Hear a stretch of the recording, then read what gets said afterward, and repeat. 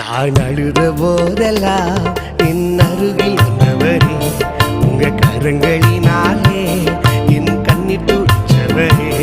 நான் அழுத போதெல்லாம் என் அருகில் வந்தவரே, உங்க கரங்களினாலே என் கண்ணீர் துடைச்சவரே.